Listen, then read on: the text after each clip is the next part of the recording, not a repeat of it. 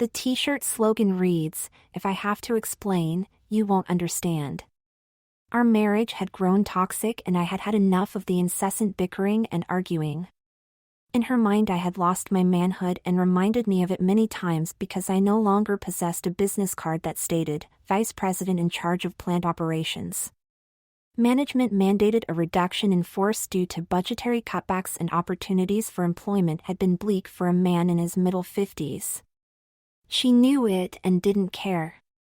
I'd supported her 2 failed attempts at an internet business, and after my outplacement funds had disappeared and my investments were deemed untouchable due to tax consequences, she was forced to return to work as, in her mind, a lowly legal secretary. "I'm out of here," I said in disgust. "If you don't hear from me within a year, one of 2 things have occurred.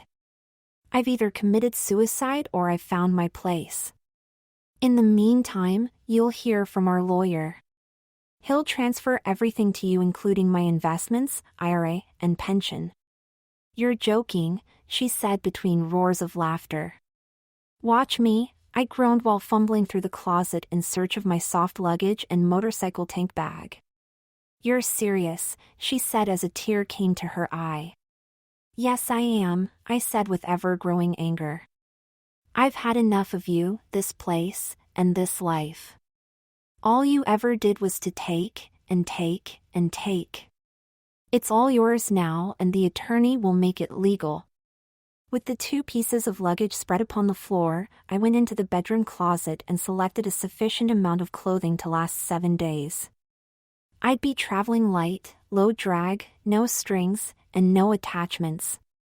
As I packed, she threw my riding boots at me, nearly hitting me in the head. "Take these with you as well," she said, tossing my expensive breast forms at me. "You thought that I didn't know about the contents of that tool cabinet. You should have been more careful. Brenda saw you prancing around in that rather unattractive floral robe. She told me all about how you would sit out on the patio, after I'd left for that stupid law firm, wearing it while you smoked your wretched cigarettes and sipped your morning coffee." She went back into the garage while I continued to pack. I heard boxes falling to the floor and cabinet doors and drawers slamming. "Barbara, what are you doing?" I demanded. "Looking for sex toys," she screamed. "They have to be here somewhere. If you dress like a woman, then you probably want to act like one in bed. There have to be some here somewhere." I left her with her rage. There hadn't been any sex toys. I knew that she wouldn't understand I had simply worn the clothes and not acted out a fantasy to be a woman. No, she wouldn't understand. For that matter, she wouldn't really try. Since she knew about the cross-dressing, there'd no longer be a need to hide, so I went into the garage and packed a 7-day supply of female attire. We'd packed for week-long motorbike trips in the past, so packing 2 wardrobes wouldn't present a problem. I carried the 2 bags to the garage, and then began to strap them to the bike. One on the passenger seat and the other onto the gas tank. "You can't leave now, Steve. It's after midnight. Leave in the morning after you slept on it. Maybe things will look different in the morning." "Do I hear concern?" I asked, "or are you fearful that I won't make your morning coffee, or do your wash, or clean up this wretched dump?" "I'm tired of the taking. I'm out of here." I rolled the bike out of the garage, donned my riding gear, started and warmed it up, and then headed out. Prudent riding practices suggest that a rider should not start out if not in the proper state of mind. Anger, a very intense emotion, should be left behind before a ride. With caution cast aside, I began. With no route in mind, I headed south. Perhaps to Virginia, maybe the Carolinas, maybe to Florida, and maybe the Keys. Some place where there would be water. Stream, lake, river, bay, or ocean. It didn't matter, but it would be within eyesight of water. Thoughts of nearly 25 years of marriage passed through my mind as I rode on. It hadn't always been the misery it had become. There had been week-long bike trips when she'd hold me from behind with her arms and legs. Long weekends had been filled with candlelit dinners and extreme intimacy. It all began to unwind when her business ventures failed and the constant threat of corporate downsizing began to rule our lives. Barbara's mechanism to deal with the insecurity of it all had been to build a fort around herself and her possessions that no longer included me. The further we grew apart, the more the bickering and taking grew. The woman that I'd called a wife faded away. I looked to the watercourse way of the Tao to soothe me. Despite my anger, it had to run its course. It had been bottled up too long, and my refusal to take it with me as my search for a better life began to destroy any chance of it. Near Alexandria, Virginia, I stopped for gas, a meal, and a cigarette. With no one to nag about my smoking, it would be all the more satisfying. Plus, if I chose to stop, it'd be my choice and not someone influencing me. The 20-year-old Harley droned on as we headed southwest on Route 66. I hadn't been on this section of road, or, for that matter, this section of the country since the bike had been new. Thoughts of a motel, the mansion located in Luray, Virginia, entered my mind. It hadn't been from nostalgia or memories of a happier time with her that I sought it out. The aura of the Old South and the Southern way captivated me. At Luray Caverns, the search began, and it didn't take long to find it. The circular drive lined with manicured shrubs outlined the route to the 3-story brick building with its white pillars and its divided light oak doors. I dismounted the bike and entered the lobby. It hadn't changed. The center-facing mahogany reception desk, the dining room to its left, the formal ballroom to its right, the game room down a flight of stairs, and the magnificent hand-carved railings of the grand staircase that ascended to the second floor, and the guest rooms 10 feet wide, carpeted, rising to a landing, and then curving to the left and right. "I'd like a room," I said to the petite middle-aged receptionist dressed in a Civil War-era costume with the name tag, May, pinned to it. "I stayed here 20 years ago while vacationing. Thank you and welcome back, sir," she answered in a melodic southern drawl. "Do you still serve dinner?" I asked while filling out the room documents. "Yes, we do. It's family style and we start seating at 7 o'clock. I'll put your name in the book." "Please do," I said with my luggage strewn about the floor of the room. Sleep came fast as I'd been awake for nearly 30 hours and had been writing for nearly 12. After a refreshing nap, I went down for dinner. Seated with 9 other diners, we faced plates of ham, turkey, chicken, roast beef, peas, corn, beets, string beans, and mashed potatoes. Strained conversation consisting mostly of "please pass the whatever," coupled with more sweet tea and more lemonade, echoed about the room. Waitresses dressed in Civil War costume replenished the rapidly emptying serving platters. "Excuse me, sir," a woman in her mid-30s asked. "Are you taking a motorcycle trip?" She had apparently made the assumption based on my riding boots and leathers. "Yes, I am," I said. "That sounds exciting," she said with a quiet clap of the hands. "Have you taken motorcycle trips in the past?" "Lots of times. My trips have taken me to the Keys, Maine, Canada, Atlantic Canada, and South Dakota. It's an interesting way to travel." Despite my present state of mind, I tried my best to be cheerful in my response to her questions. She meant well. "Do you stay in motels?" "At times," I said. "Sometimes I camp." She paused for a moment and looked at her spouse. "Honey, maybe we should learn to ride and take motorcycle vacations." "It's not as romantic as you might think," I cautioned. "The road can reach up and bite you. One time a truck passed me and the tire cap blew off. Metal from the cord and rubber bits pelted me.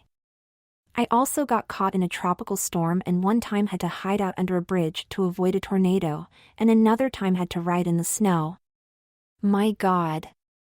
If you really want an adrenaline rush," I added through the beginnings of a smile. You should try racing motorcycles. Triple-digit speeds can be addictive. We ended our conversation with handshakes. After dinner, I ascended the staircase that led to my room, showered, put on my nightgown, and then went to sleep. With a full tank of gas, an empty bladder, and a continental breakfast in my system, I continued south. The Weather Channel and the cloudy sky warned me that it would be a wet travel day. I doubted the rain would be occasional. My bones and years of motorcycle travel told me that it would be an all-day steady rain. The rains became heavier and vision became distorted by the spray of the passing traffic. I chose to follow an 18-wheeler to block some of the wind and spray and also to guide the way. The truck turned off at a rest stop, but I chose to press onward, deciding to at least try for the Tennessee border and Bristol. At Bristol, motels would be plentiful as it was a stop on the NASCAR circuit. A decent meal might await as well. After check-in and with all of my clothes now hanging from the shower rod, I searched the room in anticipation of finding an ironing board, an iron, or a hairdryer. None had been available. "Room 112, I said. "Do you have a laundry room on the premise?" "Mr. Barnes," the young female voice responded. "The laundry room is behind the pool shed. You'll need a key." I wiggled into a damp t-shirt and jeans and then headed off to the reception area in search of the laundry room key. The teenaged receptionist busied herself with an issue of People magazine. "Excuse me," I said. "I called a bit ago and asked about the use of the laundry room." She looked up and smiled. "Here you go, Mr. Barnes. The dryer takes quarters. Do you need change?" "No, thanks." I returned to the room, gathered up my damp clothing, and then headed toward the laundry room to shove everything into the dryer. Thankfully, my nightgown hadn't gotten wet or damp.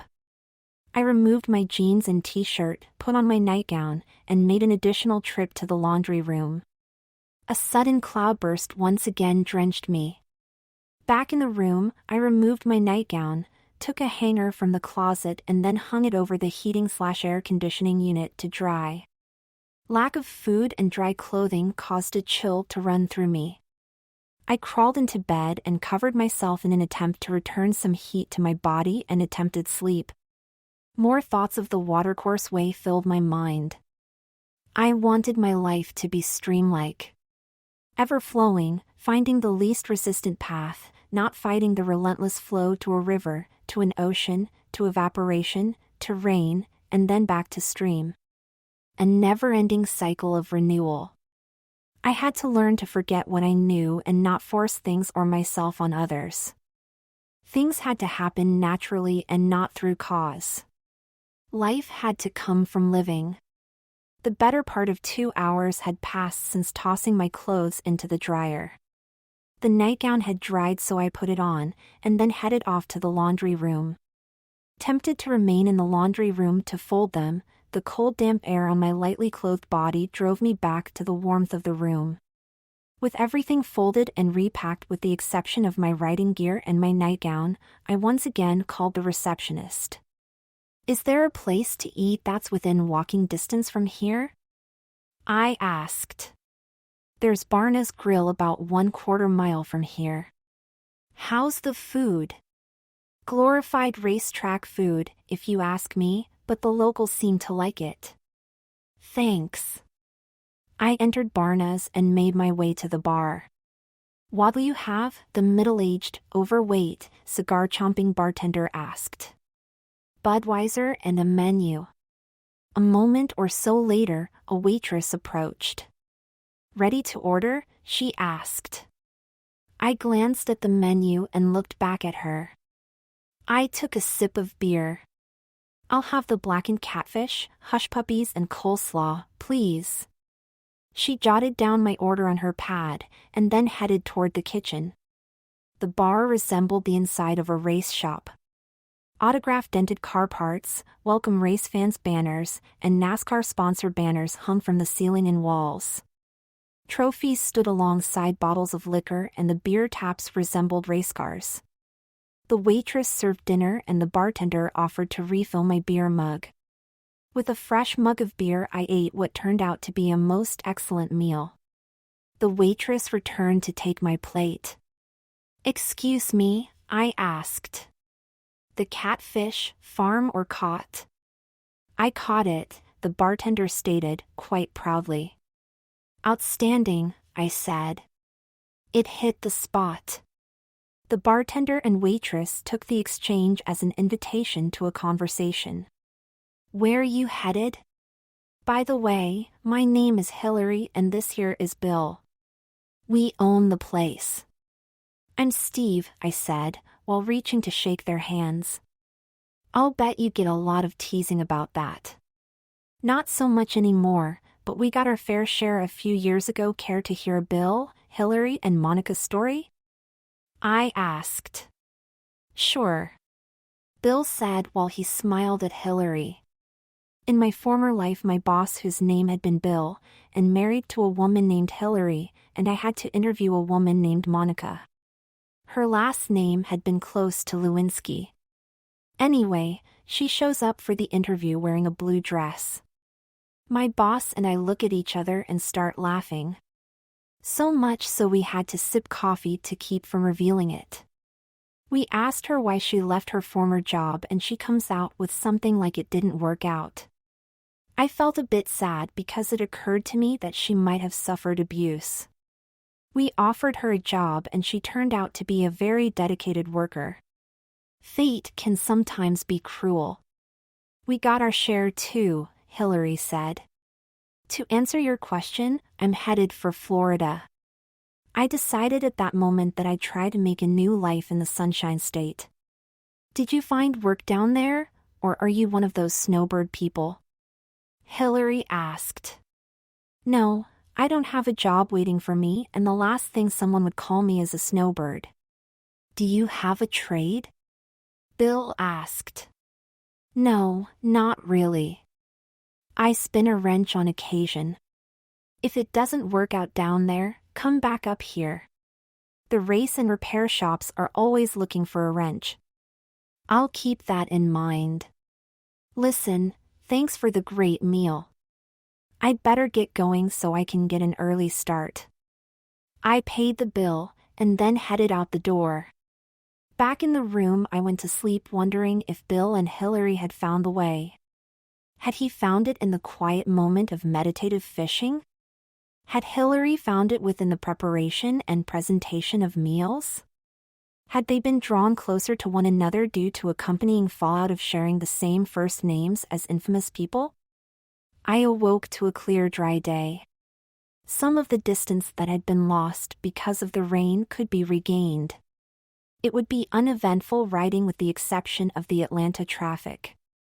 Residual anger lingered, but counter thoughts of the natural flow of a stream replaced them. With Atlanta behind me, and Leesburg, Florida, in front of me, it would be a 600-plus mile day. Keeping my stops brief, it could be attainable. With my feet positioned on the passenger pegs and my chest resting on the tank bag, I streamlined myself to take pressure off my spine and to cut down on the wind-buffeting sport bike style.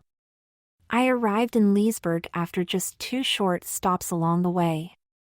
After checking in and showering, I made my way toward the restaurants. Given the choice between a belly bomb from McDonald's and allegedly well-cooked food, the Cracker Barrel won out. The service, as usual, was courteous and prompt, and the food good. However, I felt guilty about eating in a place that at one time had been charged with racial discrimination. I headed back to the motel room intent on rewarding myself for riding 600-plus miles, with an evening stroll en femme. With undergarments and makeup in place, the freshly ironed floral print dress raised over my head, I reveled in the joy of having it cascade down and around me.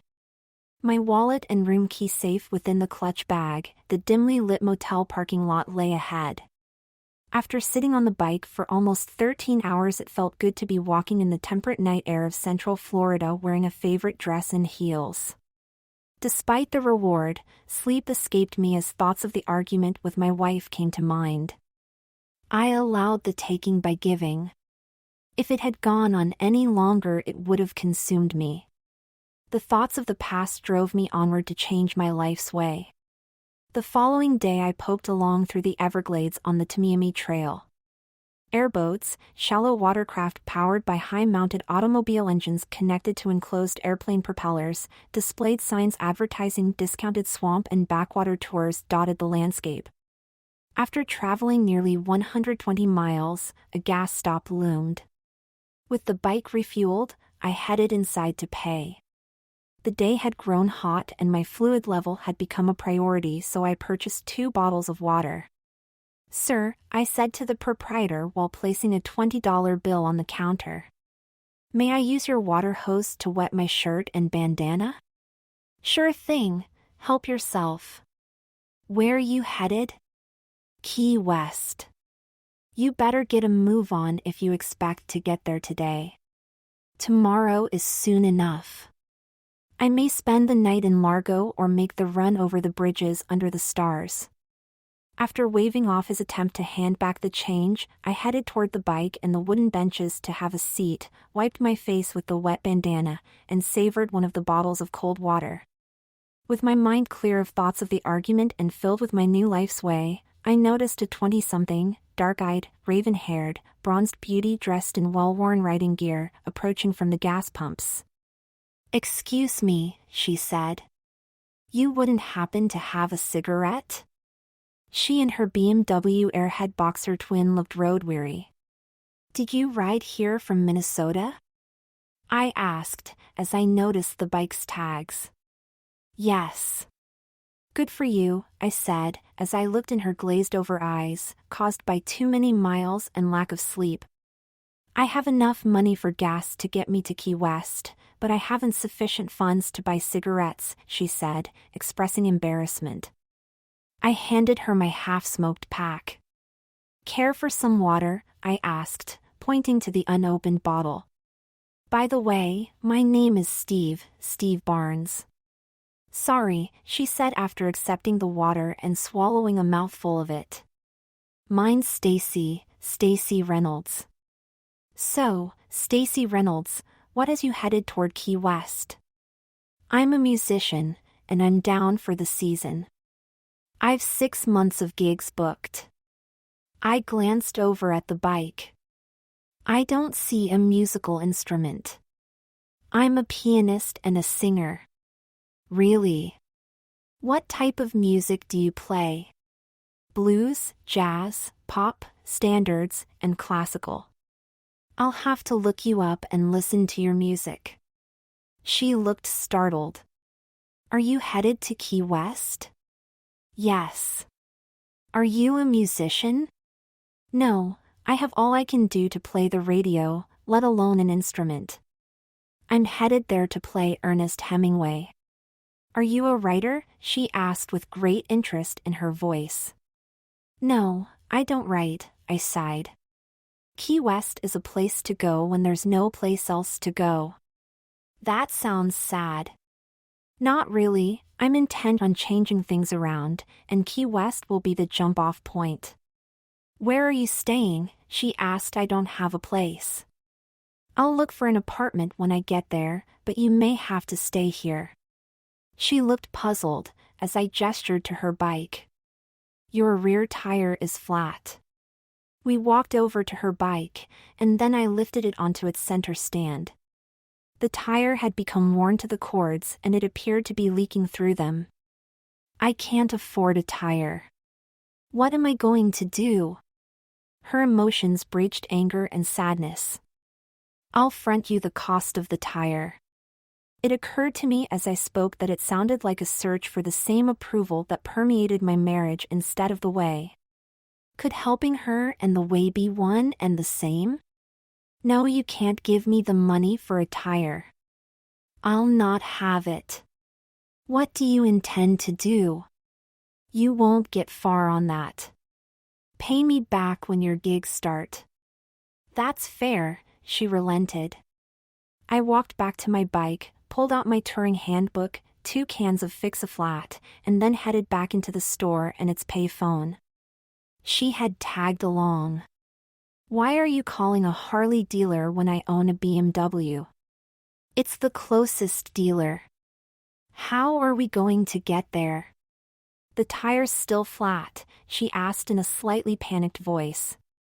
Let's see if the Fix-A-Flat will buy us an additional 50 miles, I said, while emptying both cans into the tire. We mounted up and headed toward Hialeah at a reduced speed. As we approached the city limits, the dealer's billboard advertised that it would be 2 miles away. I pulled into the drive of the first available motel. Don't say it, I said during my dismount. You look like you could use a shower, a meal, and probably a good night's sleep. Plus, this is about as far as I intend to travel today anyway. I am going to say it, I'm paying you back. While she showered, I removed the rear tire from her bike. Once again, thoughts of seeking her or anyone else's approval for my deeds flooded me. Escape from that syndrome haunted me, but despite the anxiety of sliding back into its clutches, leaving a fellow motorcyclist broken down by the side of the road seemed heartless. Stacy emerged from the shower wearing a towel, looking and probably feeling a lot better than she had earlier in the day. She looked at her bike in shock. What did you do? She asked, seemingly agitated. Saving you some money by doing the grunt work. We'll ride to the dealership tomorrow, they'll mount and balance the tire, I'll put it back on the bike and then we'll be on our way. You're crazy. You're doing all of this for someone you just met. How do you know I won't rip you off while you're asleep? You could, but I'm guessing that you won't. She lit a cigarette, shook her head, and walked back into the room. I'll run across the street and get us a pizza and a couple of beers, I shouted into the room. As I waited for our meal, the belief that my actions had been honorable absorbed me. Giving with feeling, and not from obligation, seemed to be life's way. Back in the room, I watched her devour 5 of the 8 slices. Thank you, she said, sounding very relieved and satisfied. When did you last eat? 2 days ago. Listen, I said. I'm going to take my shower and turn in. It's been a long, hot day. I'm not into sex with strangers, she said, no matter how generous they are. I considered discussing my philosophies with her, but merely said, You're good looking, but I just dumped a load of trouble and I'm not looking to replace her. I reached into my bag and removed my toiletries and my nightgown. The thought had crossed my mind to forego sleeping in it, but then I thought, it's natural for me to wear it. My appearance momentarily startled her. Sexy, she said. Very sexy. She pulled the sheet over her head and attempted sleep. I opened the door, checked the bikes, and then called it a day. After a restful night, I dressed in my riding gear in anticipation of repairing Stacy's bike and then heading for the Keys, but first, coffee. A stop at an ATM machine to check the balance in the account that had been funding my trip would be the second order of business. It had been amassed over years and had been always referred to it as my Screw You fund. I headed back to the room with coffee for Stacy and the knowledge that there would be sufficient funds to draw against for up to 6 months. She'd awakened and dressed. Here's a cup of coffee for you. It's black. I hope that it's okay. Thoughts of seeking approval flooded me. That would have to stop and I'd have to continue to learn to do things because they'd be natural and not attached to a reward. Thanks, she said, accepting the coffee. How long do you think it'll take to fix my bike and get to Key West? I sensed an urgency in her voice. Well, if the tire's there when they said it would be, and they mount and balance it right away, we should be there no later than 4 o'clock. I have to meet with the manager of one of the clubs at 6 o'clock.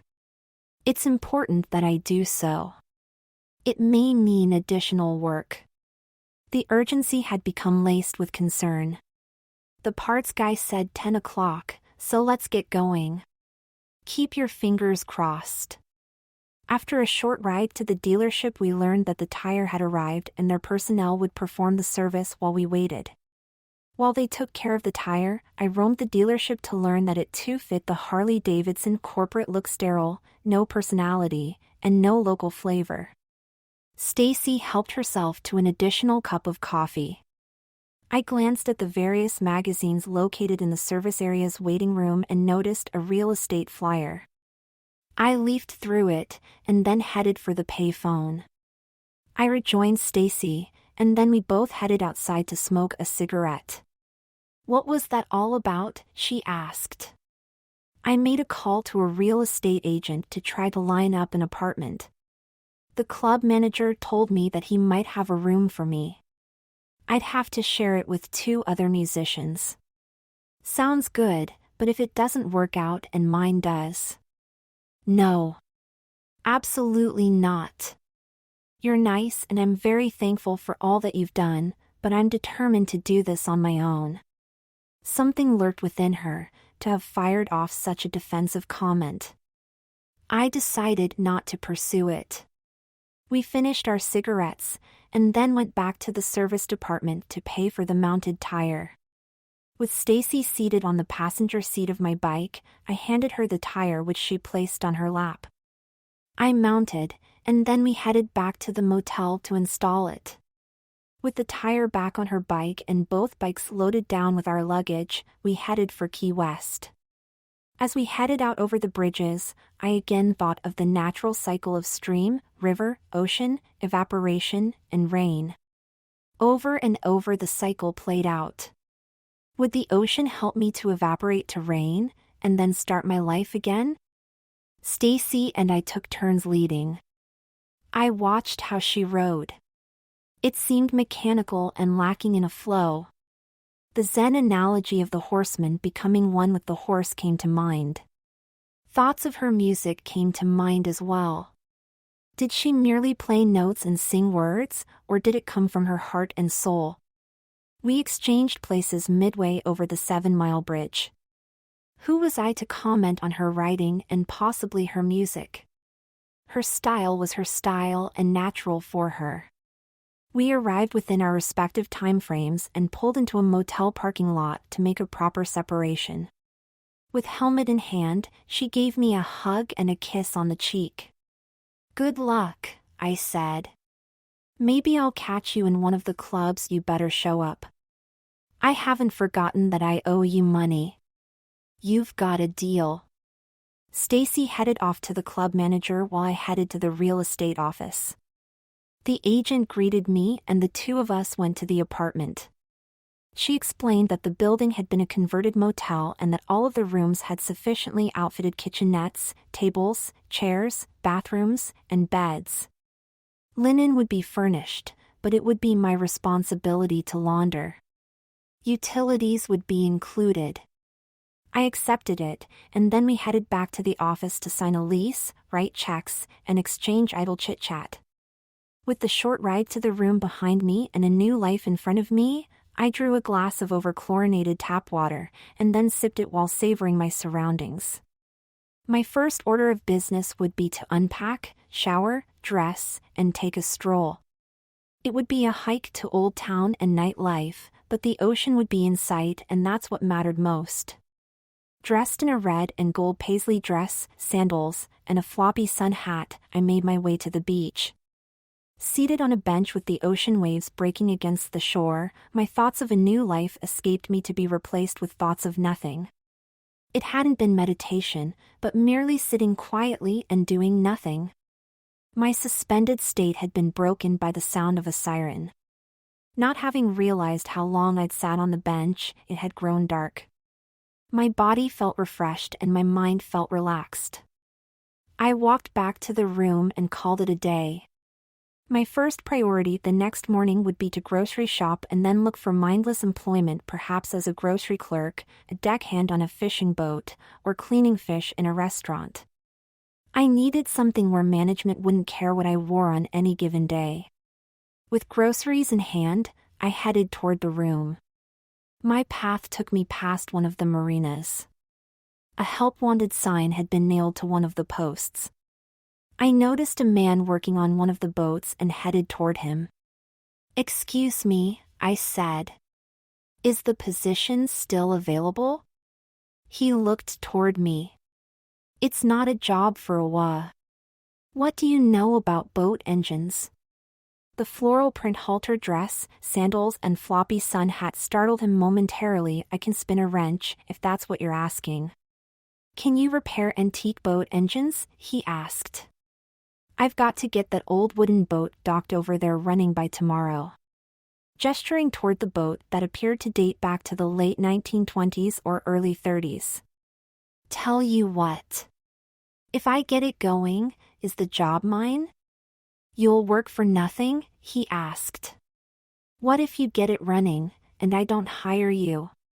"I'll take a chance, if you'll take a chance," I said, believing that my actions had been honorable and natural.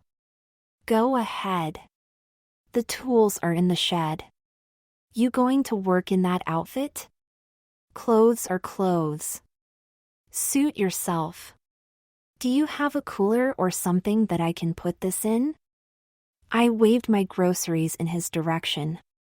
"In the shed. I'm Steve, by the way." "Walter," he said. I put down my bags and we shook hands. With tools in hand, I boarded the boat. The cover had been lifted off the engine and it had been partly disassembled. I noticed boxes of parts scattered about the deck. The gauntlet had been dropped and picked up. Work at first progressed slowly, as I hadn't worked on four-cylinder side valve engines since my teen years.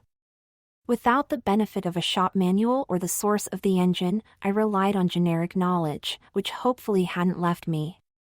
The person that had worked on the engine before me had removed the cylinder head and most of the intake and exhaust valves. Someone had begun what in the old days would be referred to as a carbon and valve job. A cursory look through the pile of parts revealed a head gasket and 8 new valves. Further investigation revealed a hand-held valve lapping tool. I removed the remaining valves and then began the task of hand-lapping each valve. Clean each new valve, apply the grinding salve, stick the suction cup end of the tool on the valve, stick the valve into the valve pocket in the engine block and then spin the tool with the palms of both hands until the valve surface and the block surface matched and sealed. Once matched, each valve would be cleaned and then installed. Thankfully, the pile of parts contained a valve spring compression tool. The process would be completed 8 times. With the valves installed and adjusted to the measurement taken before removing the remaining valves, I placed the head gasket on the engine block and then placed the previously cleaned cylinder head on it. When all of the head bolts had been set in place, I began the tightening sequence from the center of the motor to the outer edges. Each bolt tightened in 20-pound intervals to 80 pounds. While toiling away, I attempted to duplicate the thoughts of the engine designer. What guided his hand and mind? Had he been in a bad mood after arguing with a spouse or a supervisor? Had he been rushed by a superior or by the time constraints of the workday? Had his hand been forced by budgetary constraints? Regardless of his mindset, the design proved functional. The magic of my memory guided my hands across the engine's various surfaces. At times I felt that I'd responded to what the engine had asked. Had I become one with the engine, or had the engine adopted me as its own? Or, had we worked together? After installing a new carburetor and starter and in the glare of a fluorescent drop light, I attempted to start the engine. It spun over and then backfired through the flame arrestor. An advance of the ignition timing and another attempt resulted in a running engine. Slight adjustments to the timing and the fuel mixture done by ear and feel smoothed it out. I leaned back against the side of the boat and listened to the engine's rhythmic language. Suck, squish, bang, and blow. Together we had been renewed. Walter ran down the dock shouting, "You got it running, you got it running." "Yes, it's running," I said, with tones made weary by over 12 hours of work without a break. "Pumping water as well. We'll take it out tomorrow to see how it runs while underway." I guess that means I got the job? I asked. Yes, you do. $20 an hour, make your own hours. You've made a mess of that dress, can I pay for the cost of a new one? No, I said. It's not all that important. I said goodnight after we shook hands and with groceries in hand, headed back to the room for a well-deserved shower and a night's sleep. It had been a successful day: groceries, employment, and further along the way. My two wardrobes merged as days became weeks. The only real challenge had been to adopt the correct mindset for the task at hand. By placing myself in the task, I became the task and worked to renew myself. It became the perfect job and life. No supervision, no pressure, no performance appraisals, just peace, quiet, and seeking, feeling and believing the way. One evening while walking back to the apartment, thoughts of Stacy came to mind. I'd forgotten about her as my quest for living in the natural flow grew. Dressed in a t-shirt, jeans, and sandals, I headed off to the nightlife of Old Town Key West and the Green Parrot. The slogan posted on the entrance made me chuckle. First bar in the US on one side and last bar in the US on the other. Dinner that night would be from their bar menu. After dinner, I hung around a bit to sample the evening's entertainment. I didn't see a drum kit or mountains of amplifiers on the small stage, merely an electronic keyboard, the house soundboard, and a solo microphone. At about 10 o'clock or so, the jukebox went dark and a spotlight lit the stage. I turned to face the stage and watched with mild surprise as Stacy, dressed in a 1940s-style yellow satin gown, appeared. I'd have thought that she'd have gigs on the heavily traveled Duval Street instead of a local bar. "Good evening," she said in a very Eric Clapton-like manner while taking a seat at the keyboard. Her first set consisted of songs considered standards. Ones that had been recently covered by the likes of Rod Stewart, Linda Ronstadt, and Carly Simon. Although the material sounded familiar to me, the presentation had a uniqueness to it. She had an easygoing style that she coupled with voice as smooth as the satin she wore. She made little or no attempt to involve the patrons. Her presentation appeared to be for herself. As she sang her songs, her eyes remained mostly closed. It didn't seem to bother her audience, because they too seemed to be in a dreamlike trance. After her set, she rose from the keyboard, bowed to the moderate applause, and then left. I decided to hang around for the second set, so another beer laced with a shot of Jack Daniels had been ordered. With the jukebox once again turned off and the spotlight back on, she reappeared. Dressed in a black leather jumpsuit, she took her seat and began a honky-tonk piano set. This set would be nothing like the first, as she worked the patrons with the skill of a veteran performer. She even opened the microphone to the patrons. Levels of inebriation made for interesting renditions of Blueberry Hill, Stormy Weather, and Piano Man. With each attempt, she offered encouragement and accompaniment and always led the audience in congratulation. She closed her second set with Hoagy Carmichael's Hong Kong Blues. The patrons roared their approval as she took a bow or two and then invited everyone to stay for her last set. Despite the invitation, many of them made their way to the exits. I motioned the bartender to set up another round. I'd approach her for possible payment for the tire and one-half the cost of the room after she completed her third set. Steve, over here," her voice rang out. She apparently spotted me during the set. She greeted me with a hug and a kiss on the cheek. "Where've you been? I thought that I'd see you sooner rather than later. I have your money. Let's get together after my last set and get a bite to eat." "Wow, slow down. I've been working at one of the marinas. Seems that there is a need to repair antique boats down here. Are you having fun?" she asked, this time giving me a peck on the lips.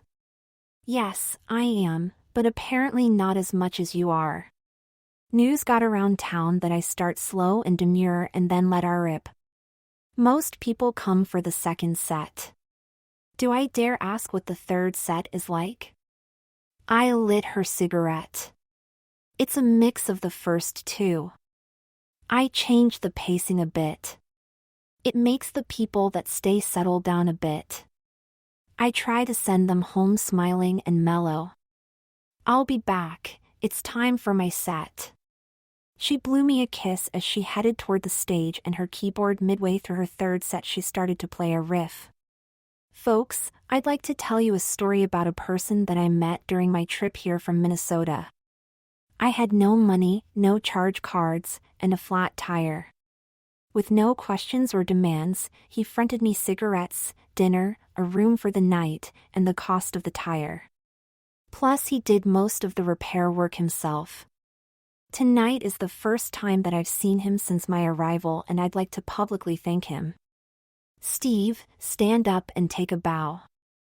I reluctantly rose from my bar stool and waved to my fellow patrons as they applauded. She stopped playing, stood up, and applauded as well. Thank you so very much, reverberated through the sound system. She took her seat and then began playing Carole King's You've Got a Friend. Between the verses, she'd blow me a kiss to the delight of the patrons. Even in a moment of sincerity, she worked her audience.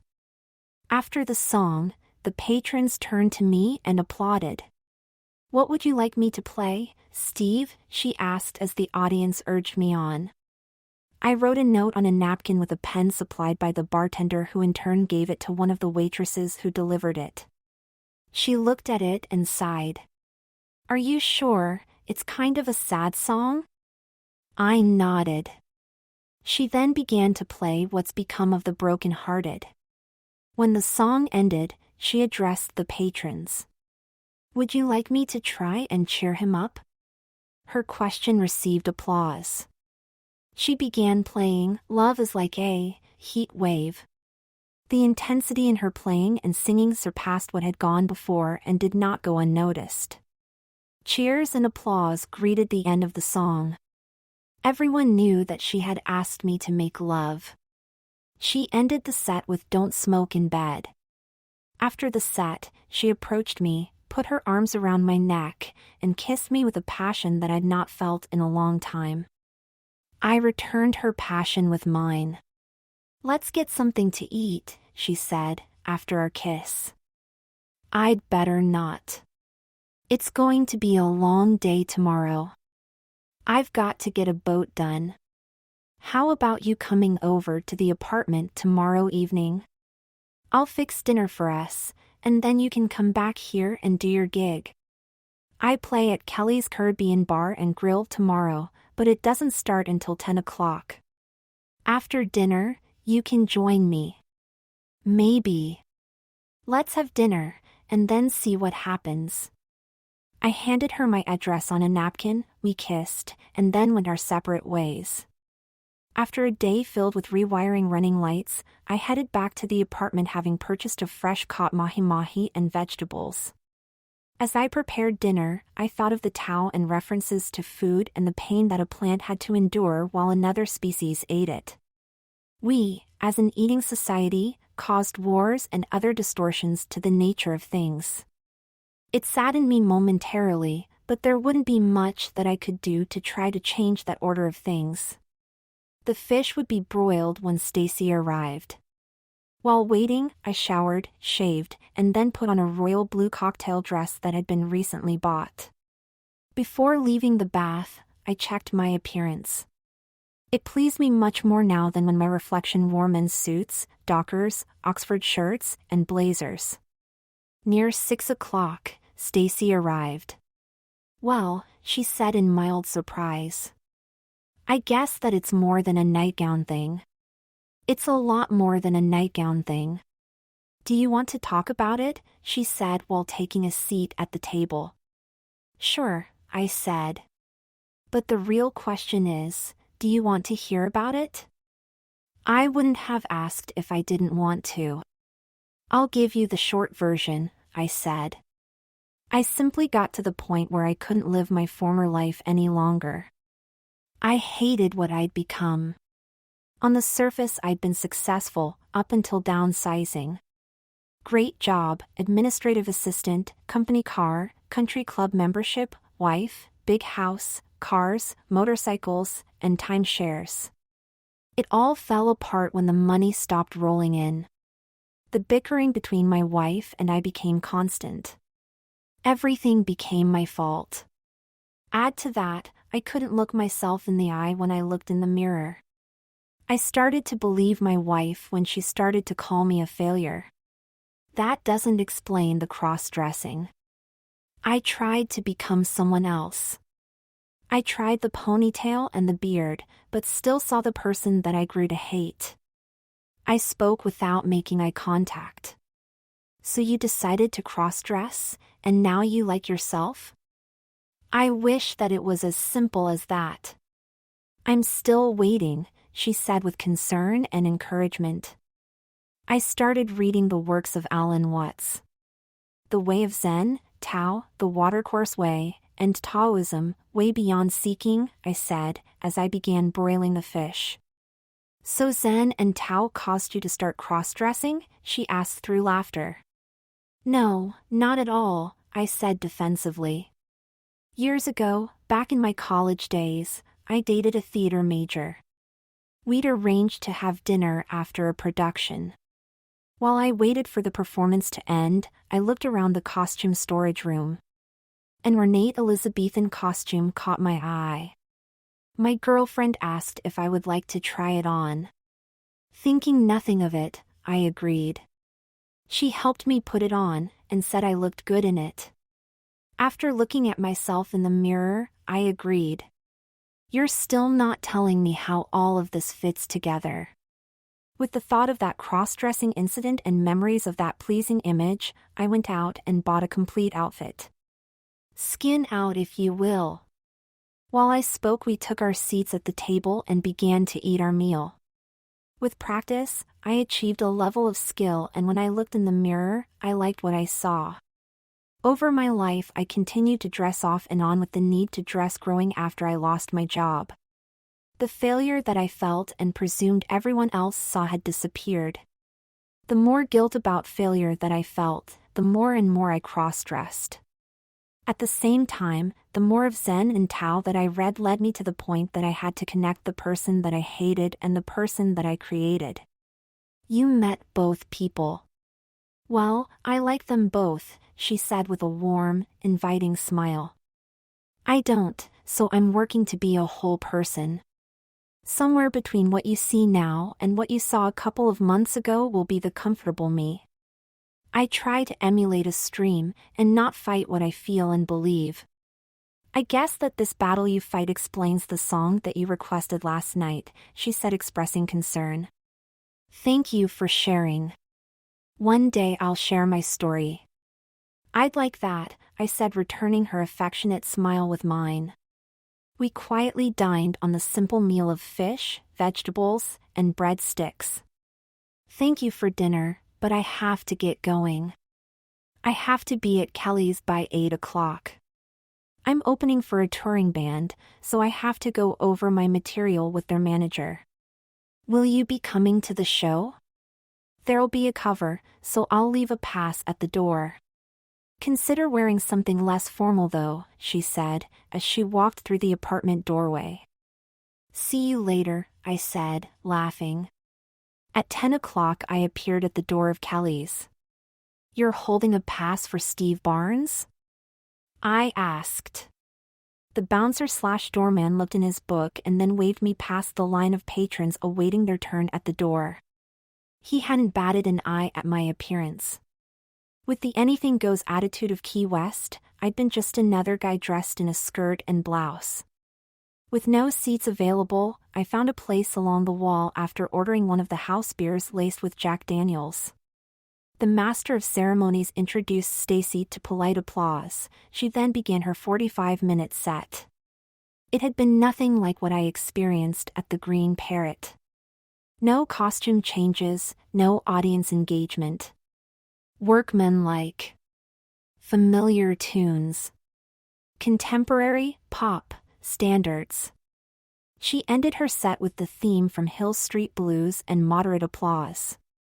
Stacy found me and we gathered ourselves into a vacant corner. She kissed me. I returned it with a hug and a kiss. "That's different," I said.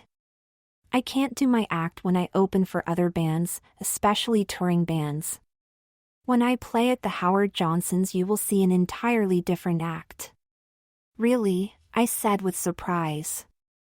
"Listen," she said. "I'm done for the night. Let's go to your place. We can take a pedal cab. I have to get up early tomorrow. Walter and I have to deliver a boat to Marathon.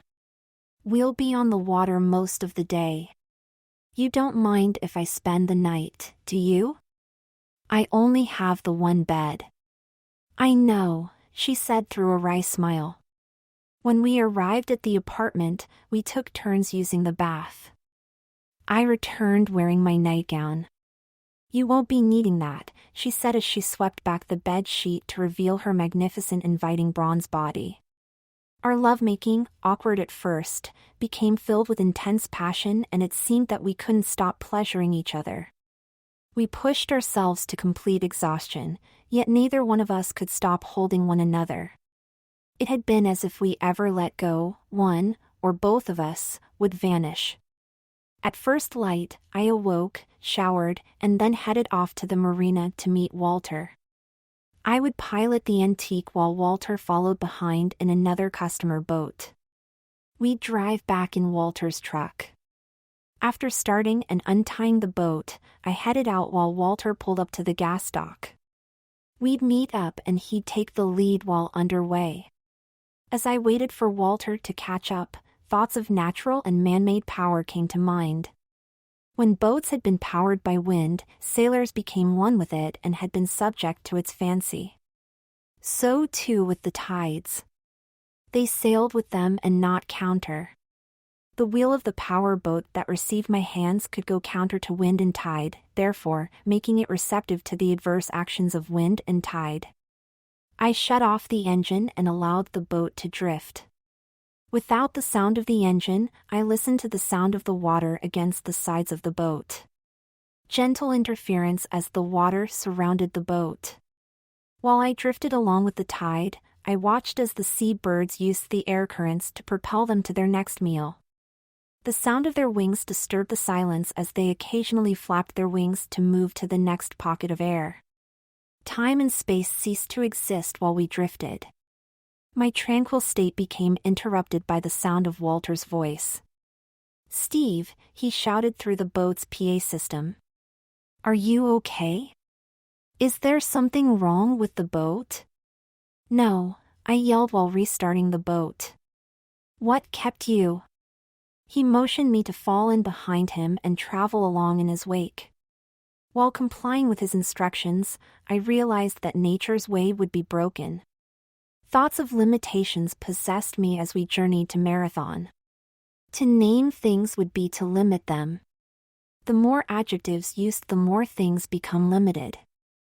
I looked at the sky and realized that thoughts of blue, cloudy, overcast, and stormy created bounds.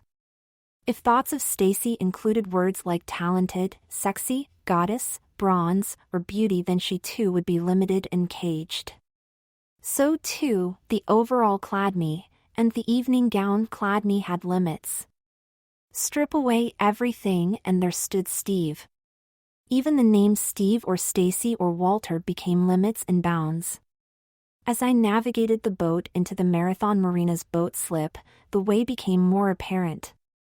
My life going forward would be an attempt to free it from limits and bounds. Our trip back from Marathon passed in silence. Stacy's knock at the door awakened me. "Hey you, I'm off tonight, want to hang out?" I'm beat. After last night and being on the water all day, the last thing on my mind is to go out partying. We don't have to party or go out. We could hang out here. Let's do that. We didn't make love, but ended up holding each other as if we tried to become one.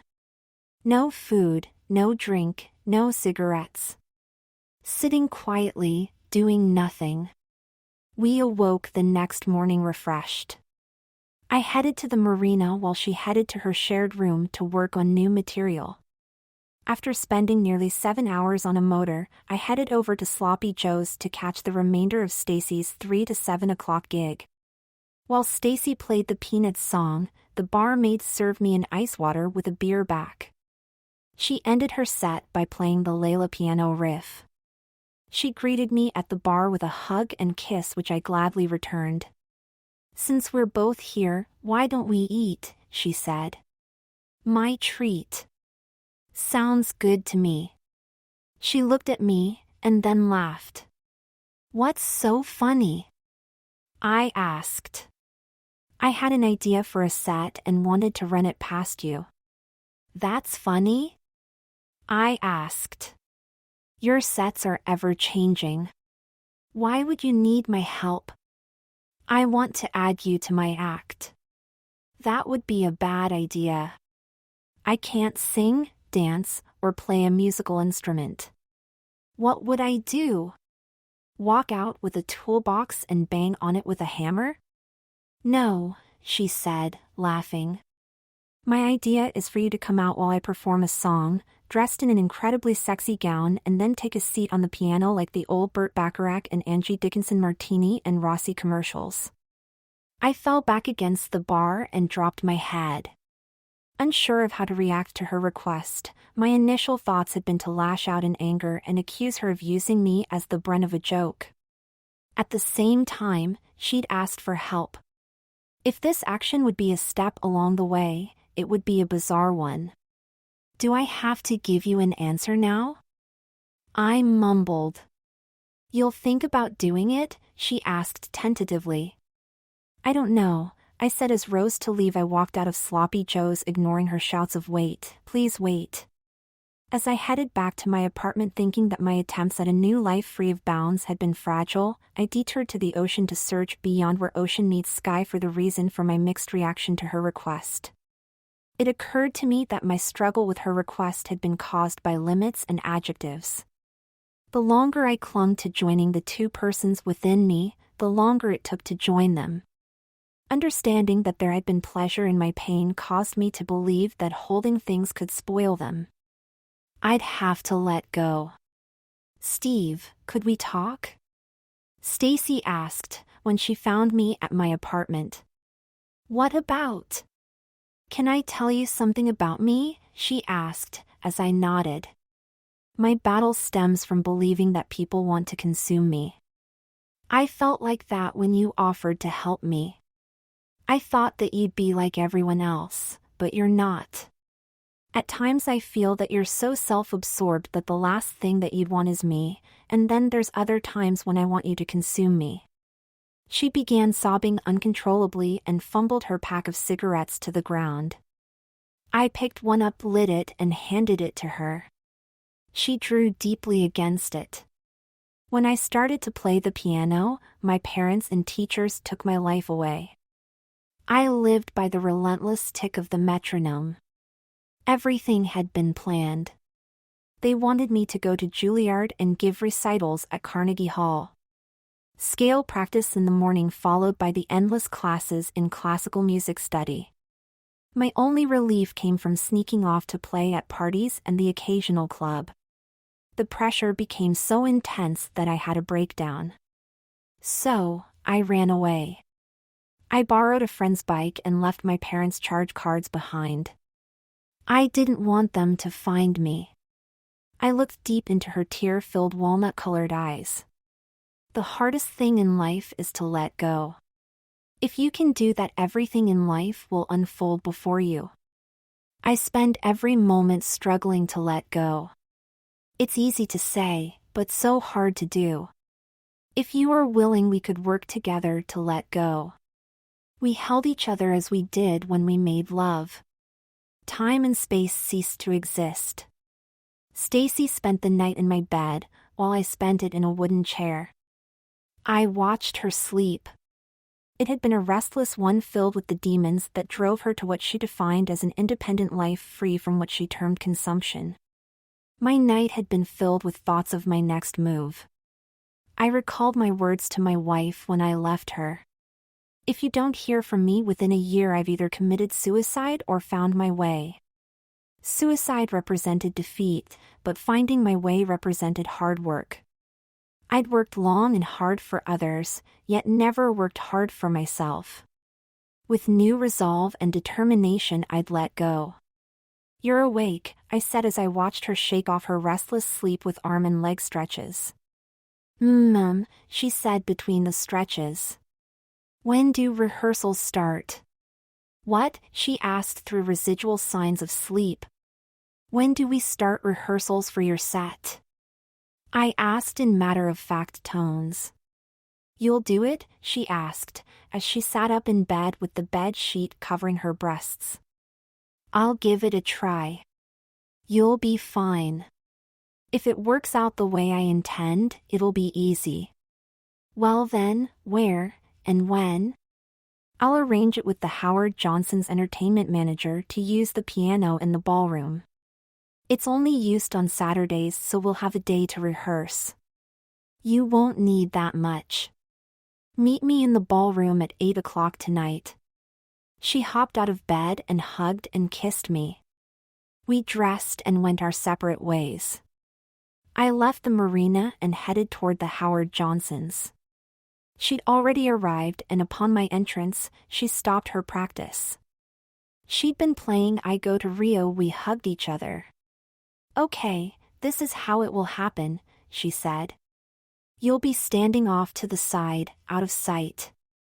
When I give you the signal, you'll glide out onto the stage and lay across the piano and say, yeah, after the song, and then we'll face the audience. I'll then play the last song of the set, and then we'll take a bow and walk off. They'll be the last 2 songs of the night. What songs do you intend to use?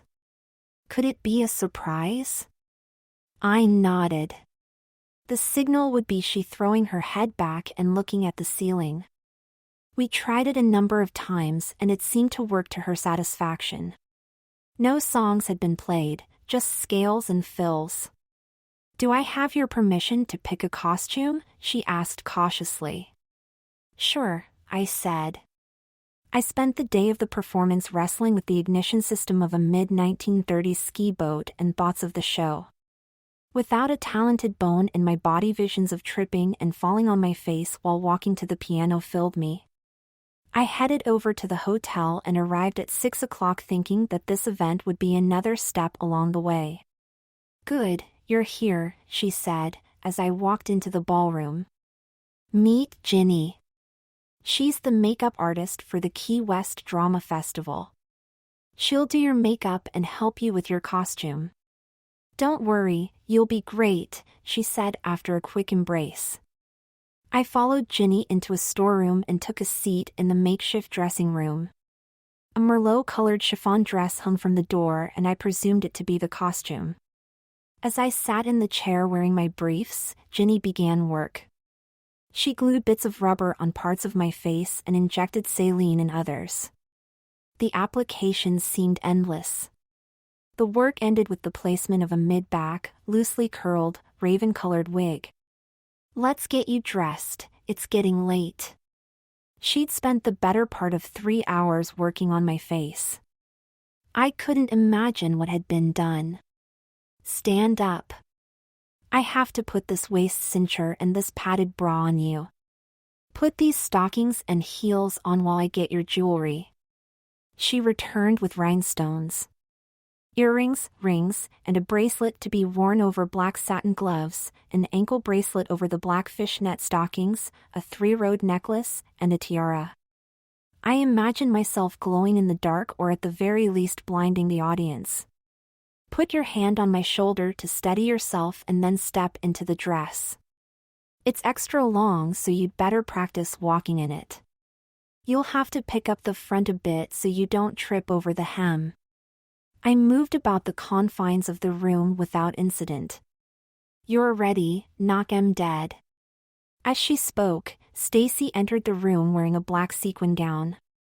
She looked radiant. "You look beautiful," Stacy said. "Have you looked in the mirror yet?" "No. It's not necessary. I'll trust the two of you." I didn't feel it necessary to examine my reflection. I felt and believed that the image would be secondary to the one in my mind's eye. That image would be one of no limits, adjectives, floating on waves and air currents. "Come on," Ginny said. "Take a look." "I've got to go, it's time for my first set." "You two work it out," Stacy said as she headed toward the stage. "Okay, Ginny, let's go have a look at your handiwork," I said as we made our way to the ladies' room. My thoughts had been to show appreciation to Ginny for her efforts. My reaction to the physical reflection would be a tribute to her. Once inside, she left me standing alone in front of the full-length mirror. The image reflected back was one of extreme beauty. I looked like nothing I'd ever seen. I appeared to have the look of Rita Hayworth, Ava Gardner, Angie Dickinson, and Elizabeth Taylor rolled into one. Each time my focus changed, I looked different. "Well, what do you think?" she said as she added her reflection to the mirror. "You have magic in your hands." "It's not in the hands, Steve," she asked as we headed back to the room. Left alone in the dressing room, I became convinced that this act would be another step in letting go. Any significance to my actions would be limiting. I'd go with the flow. Stream-like. Between sets, Stacy came in to check on me. "How's it going?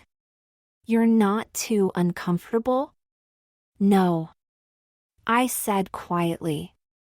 "I've been dressed like this before. Little more jewelry than usual, but I'm quite content." "I'm nervous," she sighed. "We'll do it together." "We'll be fine," I said while I hugged her. After the second set, she suggested that a cigarette would calm me. I declined it. "Come on, it's time." We walked toward the makeshift stage. I held back out of sight while she walked up to the piano. Beneath the glare of the spotlight, she began her set. I had to pay attention due in part to not knowing the song she'd picked. The wait seemed endless. She began playing the tune Stage Fright. She gave me a quick nod that this would be the tune. I smiled as I thought of the words to the song, "See the man with the stage fright, he got caught in the spotlight." She spoke to me through the song that she'd be fearful of letting go, but would try. On her cue, bathed in a spotlight, I slithered across the stage, and then up onto the piano, laid down atop it, rested my elbow upon it, placed my chin in my hand, and then faced the audience. The song ended and I said my line. Stacy rose and took a bow. The audience applauded.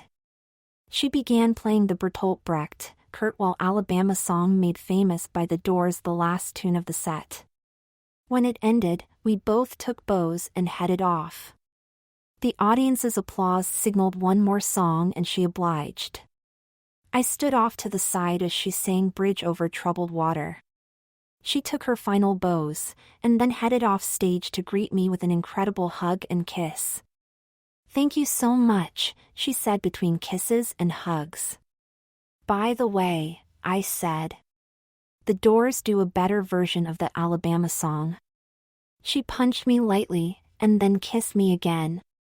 "Let's get changed and head over to the Green Parrot for a drink. If you don't mind, I'd like to stay like this a little longer. We could have a drink here if that's okay." We kissed and held each other as we made our way to the bar. Ginny joined us and the three of us enjoyed a congratulatory drink. After helping us change out of our costumes, Ginny left while we headed back to the apartment. We made love as we had that very first time. Our lives in the Key West became joined. She found herself, and over time I became more comfortable in life's way. Clothing had lost its importance, and the only time that I'd wear anything feminine would be for the Saturday night gig. Stacy elected to stay after her 6 months of engagements. She developed a local following and had ample off-season gigs. I continued to work on the old boats and branched out to service more modern ones. One day as I worked, the sound of my name startled me. "Excuse me, are you Steve Barnes?" I looked up to see a police officer and a professionally dressed woman. "I'm Steve Barnes." "I'm Sheila Oakes, and I'm a private detective," she said while displaying her credentials. "Your wife engaged my firm to find you." "Well, you found me. What is it you want?" "Mrs. Barnes wanted my firm to determine if you were living or dead." I stood silent for a moment, torn between thoughts that my wife had a concern for my well-being and that she wanted my remaining assets. "How is she? Is she well?" I asked. "I wouldn't have that kind of information, Mr. Barnes. You can report to her that I'm alive." I managed through sudden hoarseness. "Add that I'll not be seeing her ever again. Let her know that I've found a new life for myself here. She asked that you sign these documents if and when we discovered your whereabouts," she said while reaching into her briefcase to remove a folder. I looked through the folder and discovered what I'd thought. Divorce papers and power of attorney over my remaining assets. I wiped a tear from my eyes. "Do you have a pen?" I asked. With a few strokes, Sheila Oakes' task had been completed. "Do me a favor?" "What would that be?" "Let her know that I'll remember the good times." "I'll do that," she said, as she accepted the signed documents and placed them back into her case. They walked off the dock and with them the remainder of my former life.